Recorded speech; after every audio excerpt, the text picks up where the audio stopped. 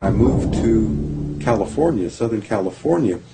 The 60 hertz work that we did was supported by a contract from the Department of Energy. The radio frequency radiation work that we did was supported by Motorola.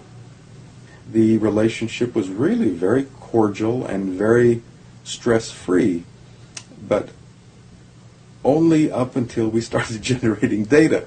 These folks were very, very upset and began to talk about how are they going to handle this, what sort of spin can we put on this, what can we expect from this, and from that point on the relationship changed. What we saw was that Motorola began to exert more and more control over the work, telling us what to do, telling us how to write abstracts, what to say in the abstracts, what to say in the papers. I said, how to do the work. No, don't do this. Yes, do it this way.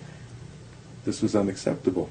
I had completed our study of DNA damage, and I submitted the final report to Motorola, and I got a call from Mays Swycord at Motorola. Now, Mays is the former head of the Center for, CDRA, Center for Devices and Radiological Health at the FDA, and he left the FDA and went to work for Motorola. Keep that connection in mind. That's interesting. He also handpicked his successor at the FDA. Anyhow, Mays didn't like the work. Then there was another phone call.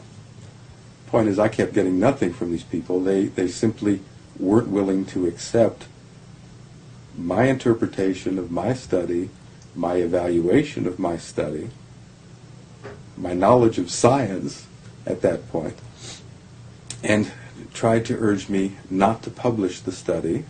They didn't tell me not to. They just said, no, this isn't ready for publication. And they wanted me to do more work. I stopped taking calls from them, and I went ahead and published the study. It came out in 1998, and I wanted nothing more to do with any Motorola-related work. I wasn't going to put up with that kind of control. I wouldn't put up with that attitude.